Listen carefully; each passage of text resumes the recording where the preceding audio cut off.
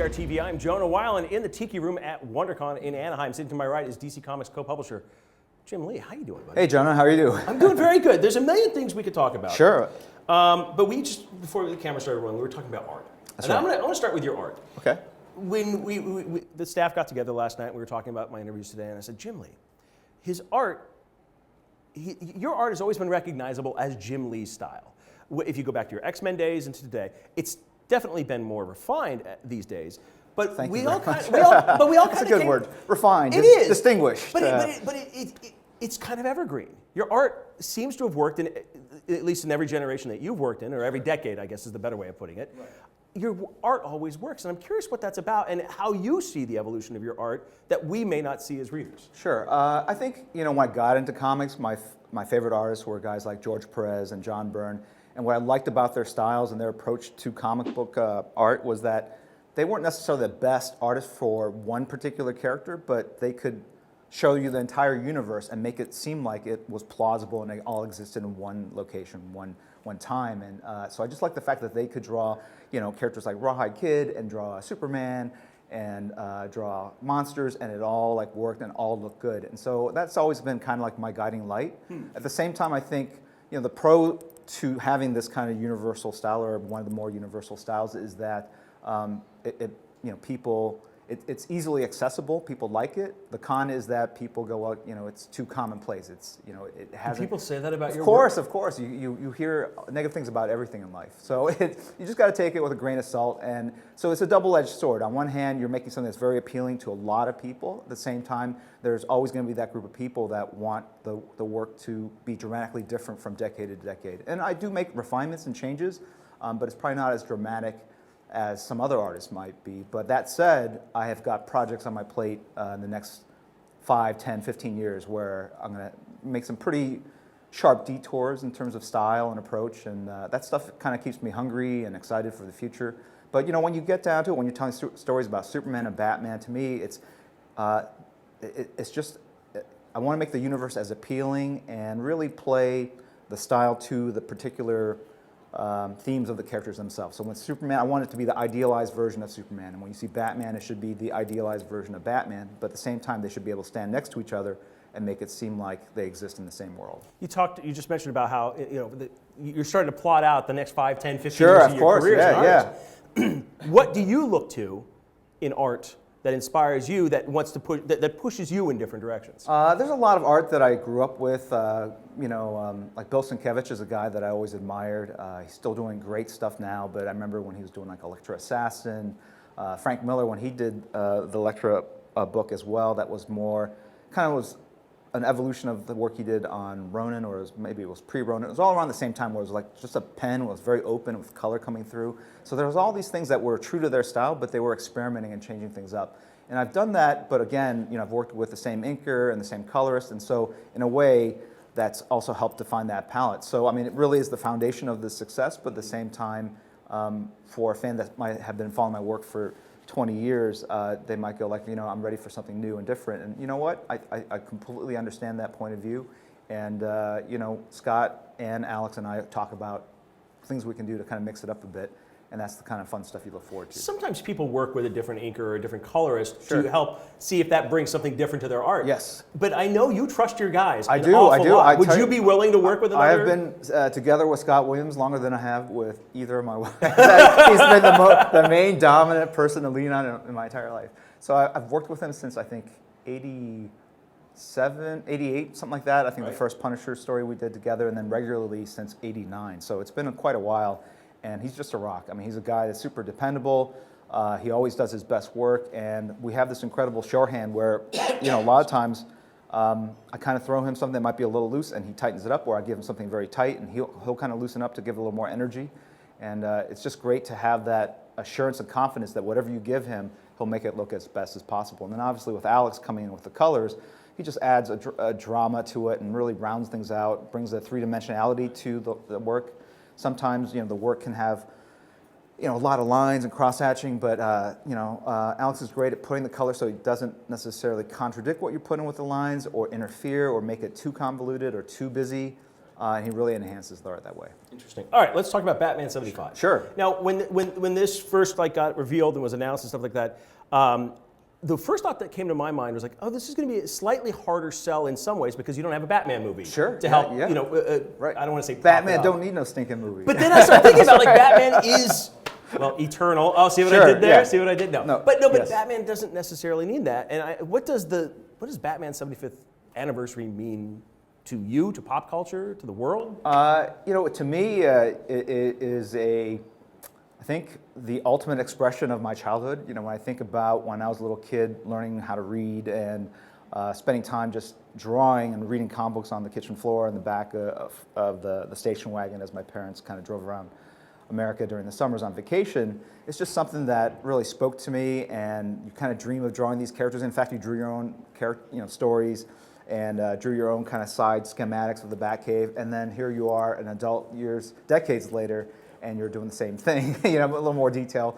And it's just cool. It's great to be able to do something that you connected with at such a young age, and then also to do something that connects with so many people all around the world. I mean, Batman is a phenomenon, and obviously the movies were a big part of that, but people come into the mythos through all these different ways, through the games. Obviously the Arkham games are probably the most successful superhero franchise ever, and can't count the number of people that just know of the universe through the games themselves, but obviously the cartoons and the comic books, and it's just this rich mythology, and in a way it's a common thread that you could almost talk to anyone about Batman. In fact, I see Batman symbols on cars and T-shirts all around, and if you're ever lonely, you can strike up a conversation with any of these people to figure out how they got into Batman, because it always interests me, because there's so many different ways, and he really has been so eternal and so appealing over the decades. And if you really kind of start thinking about his impact, I think one of the greatest examples of the impact of Batman was seen earlier this year and late last year, Batkid. Right. And how they dressed this kid up as Batman,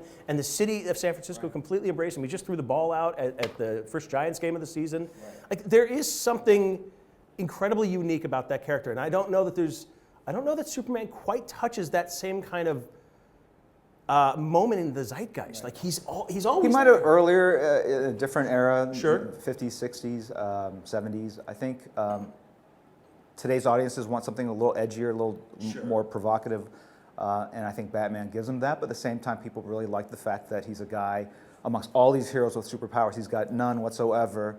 He has $1 billion, but never mind that. But he's a guy just like you and I, and he's able to rise above this tragedy and really make a difference and stand up for what he believes is right and fight for justice. And I think that's just a really strong, compelling story.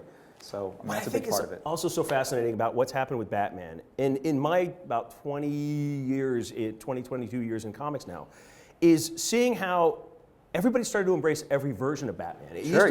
We used to not want to talk about the 60s Batman absolutely. TV show, and that the Biff Bam Bam, we didn't want that in headlines anymore. Right. And suddenly we've all started to embrace it again. And I'm curious what you think that's about, because I can't quite explain how, for a long time, the industry said, we don't want to acknowledge that happened, and now we absolutely embrace the camp, and you've got a digital comic out there that's doing incredibly well. Right.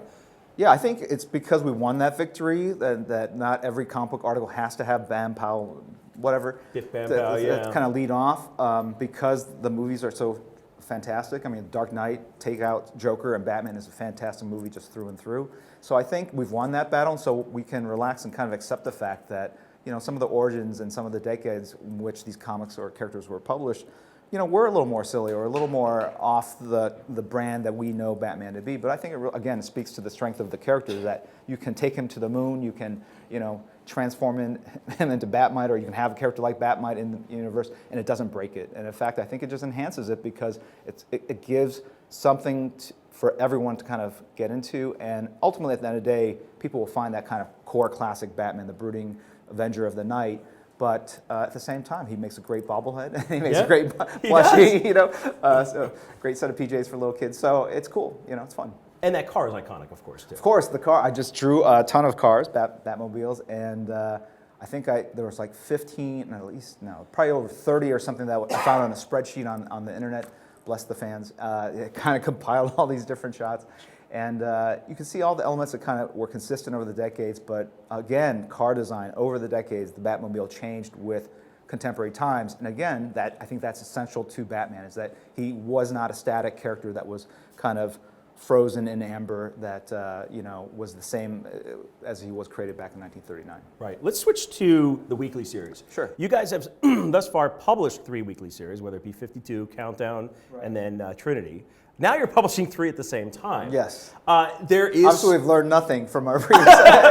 Well, obviously, you've learned a lot through those 3 experiences, and you are approaching these 3 different weeklies in a very different way. Right. But of course, the question a lot of people in the industry have, and the common assumption is, man, they're saturating the market, they're doubling down. This is too much. I don't know if that's entirely true, but would you address that a little bit? Yeah, I actually think it's probably more in line with the way people consume or take in entertainment or read content. Today, in that we want everything instantaneous. If we like something, we want the next chapter immediately, and through the power of Netflix, iTunes, we can do that. We were just talking before we start rolling the cameras, talking about True Detective, and I came onto that very late. I don't even know when that originally aired, but I found it on HBO Demand, and I just watched it over 2 days, over a weekend, and it was just awesome to be able to kind of devote myself to that and not have to wait. I actually have a hard time keeping track of storylines from month to month, or even TV shows week to week. And so having a Batman story that's kind of pivotal to the Batman universe, it's not another team, it's not out of continuity, it really is the core group of creators like Scott Snyder and James Tynion IV, really driving a storyline, and they've got cliffhangers every single week. It's exciting to read, and I think it really appeals to the people that want to have something exciting to get every single week, and I think retailers like it because the name of the game really is, I want customers to come in every single Wednesday. That's an interesting approach. Well, I guess we're going to have to see how that all works out. But I think you're probably right, is that it is much more reflective of the way we consume media these days. Sure. The question is there any way to DVR comics? I don't think that's going to happen. No, you know what? But we kind of do that already in a lot. Right. Well, I think for me, I read a lot of the stuff digitally, and so if you have had several months go by, you can find it, and you're reading it. Like I typically read like 1:30 in the morning. If comic book shop's not open, I can go ahead and just download the next one right after I read that. Let's talk about the state of Wildstorm, a group of characters very close to you, obviously. Yes. The state of Wildstorm in the DC universe, the new 52, is not so great. Grifter's going to be showing up. We like to say we're finding our way. That would be the expression. I think it's, when we started the new 52, we had a bunch of Wildstorm characters in there, and they were really being handled by New York editors. And they would often ask me questions like, do you like this take? Do you think this is cool? And my response to them was, look, I want your take on the characters. We spent many years doing our take on the West Coast, and I'd love to see them through the filter of the New York office. And you guys deal with these iconic characters like Superman, Batman. Where do characters like Grifter and some of these other Wildcats or former Gen 13 members, where do they fit into this mythology? How do they fit in? And so I think that, it was like everything you do creatively, you got some hits and misses. That said, I think we've held back on a couple franchises like Gen 13 and Wildcats, and that's something I want to be more directly involved with. And I think when the time comes, we will put those out, and hopefully the old Wildstorm fans will be happy with the results. I'm still fascinated by your plans for the next 5, 10, 15 sure. years. John, I don't know how old you are, but I'm turning 50 this year, so I've been doing a lot of thinking about my future, and it's just a time for reflection. And really, ultimately, you go, how many more years can you draw? I mean, you look at a guy like Joe Kubert, who worked well into his life, and Stan Lee, who's still, out there and doing amazing things in his 90s. So I don't know if I can stay up all night trying to make my deadlines for 4 more decades. But at the same time, I know that there are certain projects with certain creators I want to work with, and they will take a certain period of time. And so you can almost kind of go, okay, if that takes up the next 2 years, 3 years, and so on. And so I just want to make sure you do all the things you wanted to do when you kind of got into comics as a, rosy-faced, fresh young kid. Well, I look at, because we've talked about this before, each time you come back and you do a monthly series, it's got to be a new challenge for you, and it's got to be a new character for you, and you've been very, very careful about that. You've done Batman, you've done Superman twice in very different ways. Sure. You approached Wonder Woman. So you've hit the icons. Right. There are, you could do some Green Lantern, you could do some Flash, but I'm curious now if maybe, I'm just thinking, okay, you could do some more Wildstorm characters. Sure. You guys still have Milestone. You could do some Milestone stuff. I'm wondering, would you diversify how you approached pretty much, yes. Pretty much. Interesting. I think, like you said, I've done a lot of Superman, a lot of Batman.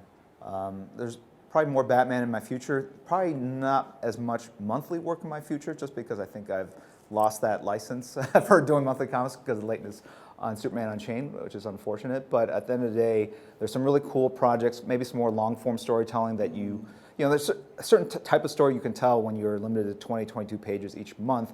With more long-form, you can have a slower build-up where you're telling more involved, intricate origin stories. And so a lot of the stuff that you mentioned are on my hit list of things to do. Interesting. Okay, let's finish up with, right before the cameras rolled, I was told you voiced a Sentinel in the old X-Men Sure, cartoon? yeah. I've done I did not know about this. Yes, I've done a little bit of voiceover work. Back when there was the Wildcats cartoon through Nelvana, which is based in Toronto, I was up there. I would make regular visits, and we were doing some sound. They were editing the sound and doing recording. So I ended up being a guard on a Wildcats episode, and I got run over by a truck or something like that. Okay. And then in the next bay, they were recording the X-Men. So I went in there, and Avi and some other Marvel guy, we just said hi. You know, it was all a love fest, and they basically said, "Hey, do you want to do a voice?" And I said, "Of course." So I got to be a Sentinel, and I think I said something like "Stop, mutant," and you know. But at the end of the day, they run it through the voice box. I mean, they basically modulate and change it, so you can't tell it's me. But it was just kind of a fun thing to do. That's goofy. I'm for some reason remembering the Wildcats theme song right now. It's something like Wildcats, Wildcats. Oh no, that's the X-Men one. The Wildcats, yes. Hero, yes. It was. Wait, what was the Wildcats one? Do you remember it? I can do it, but it would be too embarrassing. No, come on! No. You know, like it starts out with your hero and not a zero. Right. It was pretty catchy, and I heard it many times because I had to watch and approve every single episode. Right. And there was probably about 6 or 7 different theme songs that were submitted. Okay. And yeah. Did you ever watch it with your kids? I have not yet. They have not expressed a lot of interest in my past. How dare strangely they? enough, yeah. They're more into anime and manga, and Harry Potter and things like that. Yeah. That's cool. Well, Jim, it's always a pleasure talking to you. Hey, thanks for having me. Thank you very much. He's Jim Lee. I'm Jonah Weiland, and this is CBR TV.